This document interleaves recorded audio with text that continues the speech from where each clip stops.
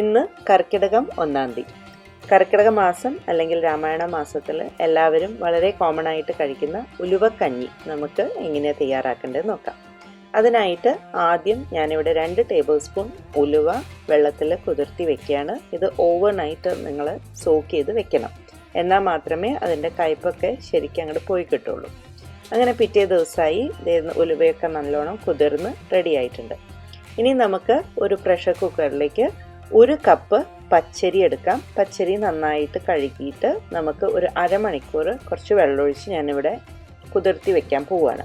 ഇപ്പോൾ ഇവിടെ അരമണിക്കൂർ കഴിഞ്ഞിട്ടുണ്ട്. ഇതിലേക്ക് നമ്മൾ നേരത്തെ സോക്ക് ചെയ്ത് വെച്ചിരിക്കുന്ന ഉലുവ കൂടി ചേർത്ത് ഒരു 4 കപ്പ് വെള്ളം ഒഴിച്ച് ഒരു 4 വിസിൽ വരുന്നവരേക്ക് നന്നായിട്ട് സോഫ്റ്റ് ആവണ വരെ കുക്ക് ചെയ്തെടുക്കാം. അപ്പോഴേക്കും നമുക്കിതിൻ്റെ അരപ്പ് തയ്യാറാക്കാം. അതിനായിട്ട് ഞാനിവിടെ 1 കപ്പ് ചിരവിയ തേങ്ങ, 5 കുഞ്ഞുള്ളി, 1 ടീസ്പൂൺ ജീരകം, ഇത് നല്ല മയത്തിൽ അരച്ച് മാറ്റി വയ്ക്കാം.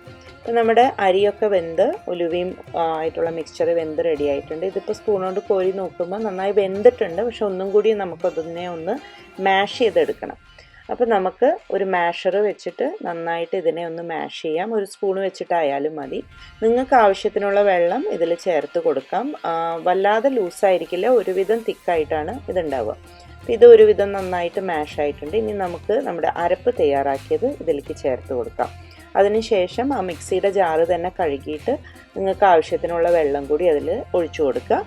ഇതിനി നമുക്ക് അടുപ്പത്ത് വെച്ചിട്ട് ഒരു 2-3 മിനിറ്റ് ഒന്ന് ചെറിയ ഫ്ലെയിമിലിട്ടിട്ട് ഒന്ന് ചൂടാക്കി എടുത്താൽ മതി. തിളപ്പിക്കേണ്ട ആവശ്യമൊന്നുമില്ല. അപ്പോൾ അതിന് മുന്നേ ആയിട്ട് നമുക്ക് ആവശ്യത്തിനുള്ള ഉപ്പ് ചേർത്ത് കൊടുക്കുക. നമ്മൾ ഇതുവരെ ഉപ്പിട്ടുണ്ടായിരുന്നില്ല. ഉപ്പ് ചേർത്ത് നിങ്ങളുടെ എത്രയാണ് കൺസിസ്റ്റൻസിയിൽ വെള്ളം വേണ്ടതെന്ന് വെച്ചാൽ അതും കൂടി പാകത്തിന് ചേർത്ത് മിക്സ് ചെയ്തതിന് ശേഷം നമുക്കത് അടുപ്പത്ത് വയ്ക്കാം. അപ്പം അങ്ങനെ അടുപ്പത്ത് ഒക്കെ വെച്ച് ഇപ്പം നമ്മുടെ കഞ്ഞി ഇവിടെ റെഡി ആയിട്ടുണ്ട്. നമുക്കതൊരു സെർവിങ് ബൗളിലേക്ക് ട്രാൻസ്ഫർ ചെയ്യാം.